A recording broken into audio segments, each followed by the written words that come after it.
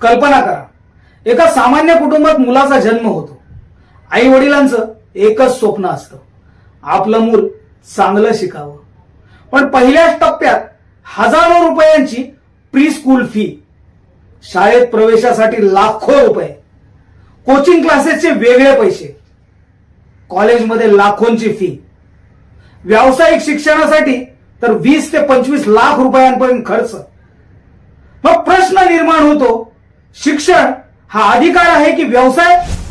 भारताच्या संविधानाने प्रत्येक मुलाला शिक्षणाचा अधिकार दिला आहे.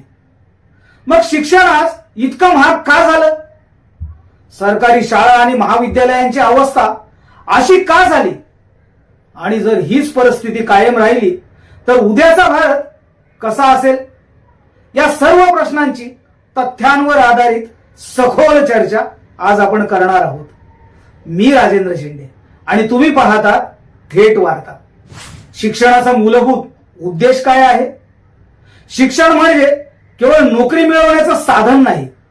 शिक्षण म्हणजे विचार करण्याची क्षमता, वैज्ञानिक दृष्टिकोन, संविधानिक मूल्यांची जाणीव, चांगला नागरिक घडवणं. मात्र आज शिक्षणाकडे गुंतवणूक म्हणून पाहिलं जात आहे. पालक विचारतात, इतकी फी भरतोय, त्याचं रिटर्न काय? यातून शिक्षणाचं व्यापारीकरण स्पष्ट दिसतं. शिक्षण महाग होण्याची प्रमुख कारणे काय आहेत? नंबर 1, शिक्षणाचं खासगीकरण. गेल्या काही दशकात खासगी शाळा, कॉलेज आणि विद्यापीठांची संख्या मोठ्या प्रमाणात वाढली आहे. कारण सरकारी संस्थांवरील विश्वास कमी झाला. खासगी संस्थांनी आधुनिक सुविधा दिल्या, पण त्याचबरोबर मोठी फीही आकारली. नंबर 2, सरकारी शिक्षणातील गुंतवणूक अपुरी असल्याने अनेक सरकारी शाळांमध्ये शिक्षकांची कमतरता, प्रयोगशाळांचा अभाव, डिजिटल सुविधा नाहीत, इमारतींची दुरावस्था आहे. यामुळे पालक खासगी शाळांकडे वळतात. नंबर 3, कोचिंग उद्योग. आज फक्त शाळा पुरेशी राहत नाही. जेईई, नीट, यूपीएससी, एमपीएससी प्रत्येक परीक्षेसाठी स्वतंत्र कोचिंग. कोचिंग उद्योग हजारो रुपयांचा झाला आहे. नंबर 4, व्यावसायिक शिक्षण. वैद्यकीय, अभियांत्रिकी, व्यवस्थापन या अभ्यासक्रमांची फी सामान्य कुटुंबांच्या आवाक्याबाहेर गेली आहे. नंबर 5, ब्रँडेड शिक्षण. आज अनेक पालक शाळेची गुणवत्ता नव्हे तर तिचा ब्रँड नेम पाहतात. ब्रँड वाढला तशी फीही वाढली. सरकारी शाळांची विद्यार्थी संख्या कमी झाली. यामागे अनेक कारणं आहेत. इंग्रजी माध्यमांचं आकर्षण, स्थलांतर, कमी विद्यार्थी संख्या, पायाभूत सुविधांचा अभाव, सामाजिक प्रतिष्ठा. अनेक ठिकाणी सरकारी शिक्षक उत्कृष्ट काम करतात, परंतु संपूर्ण व्यवस्थेतील असमानता हा मोठा प्रश्न आहे.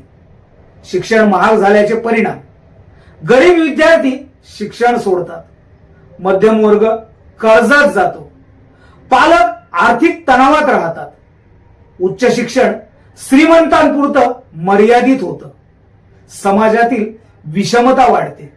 संविधान काय सांगतं? भारतीय संविधान शिक्षणाला अत्यंत महत्व देतं. समान संधी, सामाजिक न्याय आणि प्रत्येक मुलाला गुणवत्तापूर्व शिक्षण मिळणं ही लोकशाहीची गरज आहे. मग यावर उपाय काय करता येईल?